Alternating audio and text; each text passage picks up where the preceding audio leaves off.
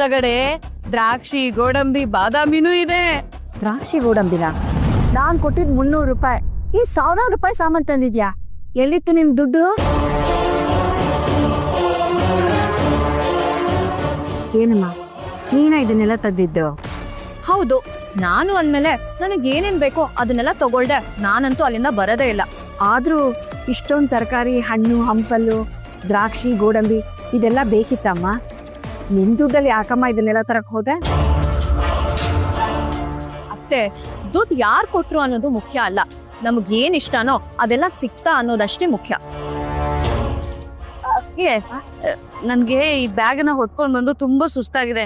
ಚೂರ್ ಮಜ್ಜಿಗೆ ಕೊಡಿ ಅದ್ಗೆ. ತರ್ತೀನಿ.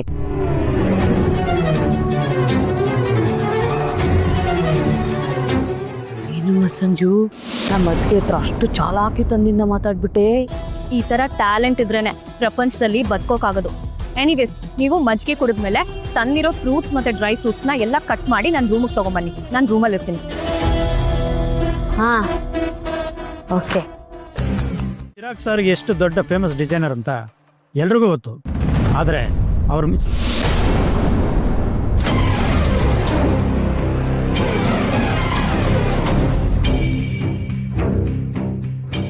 ಯಾಕೆ ಸರ್, ಅವ್ರೇನೋ ಹೇಳಕ್ ಬರ್ತಿದ್ದಾರೆ, ಯಾಕೆ ತಡೀತಿದ್ದೀರಾ?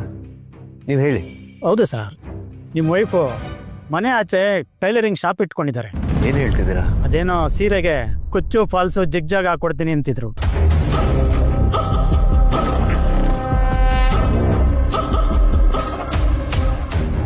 ಇದನ್ನೆಲ್ಲ ನೋಡ್ತಿದ್ರೆ ಸದ್ಯದಲ್ಲೇ ನಿಮ್ಮ ಕಂಪ್ನಿ ಹೆಸರು ನಿಮ್ಮ ವೈಫಿಂದನೇ ಹಾಳಾಗುತ್ತೆ ಅನ್ನಿಸ್ತಿದೆ. ನೋಡಿ, ಅದೇನಂದ್ರೆ ಪ್ಲೀಸ್ ಮೇಡಮ್, ನಿಮ್ಮ ಬಗ್ಗೆ ತುಂಬ ರೆಪ್ಯುಟೇಷನ್ ಇದೆ, ಅದನ್ನು ಹಾಳು ಮಾಡ್ಕೋಬೇಡಿ. ಈ ಪ್ರಾಜೆಕ್ಟ್ನ ಪ್ರೀಮಿಯಂ ಕಸ್ಟಮರ್ಗೆ ಸರ್ವ್ ಮಾಡಬೇಕು. ಇದೆಲ್ಲ ಯಾಕೋ ನಮಗೆ ಸರಿ ಹೋಗ್ತಿಲ್ಲ. We are extremely sorry. Satish, ನಮ್ದು ಮಾಮೂಲಿ ಕಾಫಿ ಪುಡಿ ಕೊಡ.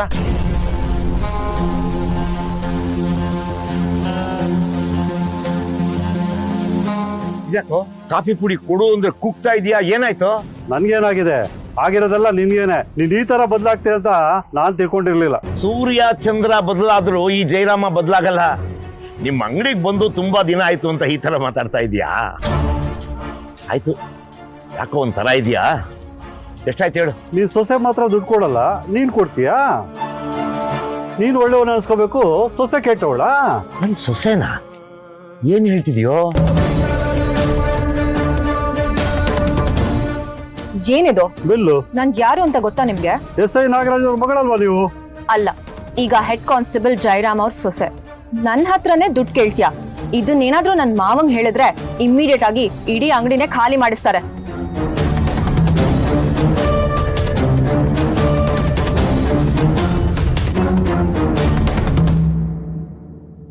ಸದ್ಯಕ್ಕೆ ಇಷ್ಟಿದೆ, ಇಟ್ಕೋ. ಉಳಿದಿದ್ದು ನಾಳೆ ಚುಕ್ತ ಮಾಡ್ತೀನಿ.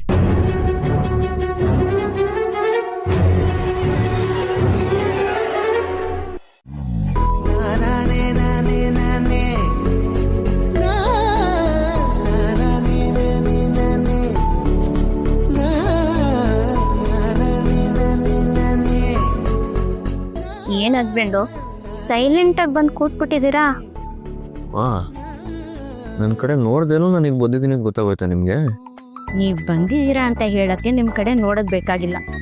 ನೀವ್ ಎಲ್ಲೇ ಇದ್ರು ನಿಮ್ ಹೃದಯದ ಬಡಿತ ನಂಗೆ ಕೇಳಿಸುತ್ತೆ. ಮಗ ಅಷ್ಟೊಂದು ಗೊತ್ತಾಗುತ್ತಾ ನಿಮಗೆ? ನೀವು ಹಸ್ಬೆಂಡು, ಯಾಕಂದ್ರೆ ನೀವ್ ನನ್ನ ಹೃದಯದಲ್ಲಿದ್ದೀರಾ ಅಲ್ವಾ?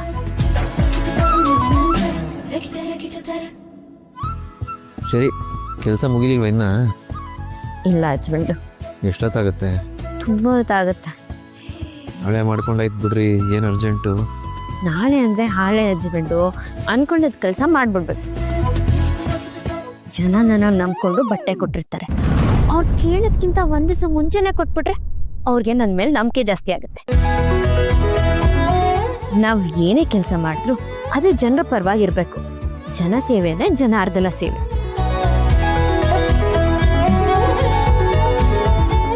ನಿಮ್ಗೊಂದು ಕತೆ ಹೇಳ. ಕತೆನಾ? ಓ, ನಿಮ್ಗೆ ಹೇಳ್ಬೇಕು ಅಂತ ಅನ್ಸಿದ್ರೆ ಹೇಳಿ. ನೀವು ಕೇಳಕ್ ರೆಡಿ ಇದ್ದೀರಾ? ಹಸ್ಬೆಂಡು ಹೇಳಿ. ಕಾಲೇಜ್ಗೆ ಹೋಗ್ತಿದ್ದ ಒಂದು ಚಿಕ್ಕ ಹುಡುಗಿ ಒಬ್ಬನ್ ಲವ್ ಮಾಡಿ ಇನ್ನೇನು ಮೋಸ ಹೋಗೋ ಸ್ಟೇಜಲ್ಲಿ ಇರ್ತಾಳೆ. ಆಗ ಅವಳನ್ನ ಒಬ್ಬೊಬ್ಬನ್ ಕಾಪಾಡ್ತಾನೆ. ಸರಿ, ಆಮೇಲೆ?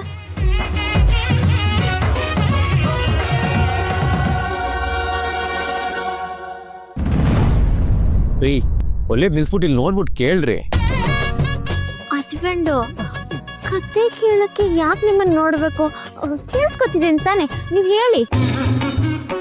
ಮತ್ತೆ ಕೆಲಸ ಮಾಡ್ತಿದ್ರಲ್ರಿ, ಕೇಳಿಸ್ಕೊತಿದ್ದೀನಿ, ನೀವ್ ಹೇಳಿ. ಆ ಹುಡುಗಿ ಸ್ಟೋರಿ ಕೇಳಿ ಆ ಹುಡುಗಂಗೆ ಪಾಪ ಅನ್ಸಿ ಆ ಹುಡುಗಿನ ಅವನ ರೂಮಲ್ಲೇ ಇರಿಸ್ಕೊತಾನೆ. ಅವರಿಬ್ರು ಒಟ್ಟಿಗೆ ಇರ್ತಾರೆ, ಆದ್ರೆ ಮನೆ ಓನರ್ಗೆ ಮಾತ್ರ ಅವರಿಬ್ರು ಗಂಡ ಹೆಂಡತಿ ಅಂತ ಸುಳ್ಳು ಹೇಳಿರ್ತಾರೆ. ಆ ಹುಡುಗನು ಏನೇನೋ ಕೆಲಸ ಮಾಡ್ತಾ ಇರ್ತಾನೆ. ಕೊನೆಗೊಂದಿನ ಹುಡುಗಿ ಮನೆಯವ್ರಿಗೆ ಈ ಹುಡುಗಿ ಇಲ್ಲಿರೋದು ಅಂತ ಗೊತ್ತಾಗಿ ಬಂದು ಆ ಹುಡುಗಿನ ಅವ್ರ ಊರಿಗೆ ಕರ್ಕೊಂಡು ಹೋಗ್ಬಿಡ್ತಾರೆ. ಕೇಳಿಸ್ಕೊಳ್ರಿ ರೀ. ಹಸ್ಬೆಂಡು, ಕೇಳಿಸ್ಕೊತಿದ್ದೀನಿ, ನೀವ್ ಹೇಳಿ. ಊರಿಗೆ ಕರ್ಕೊಂಡು ಹೋಗ್ಬಿಡ್ತಾರೆ.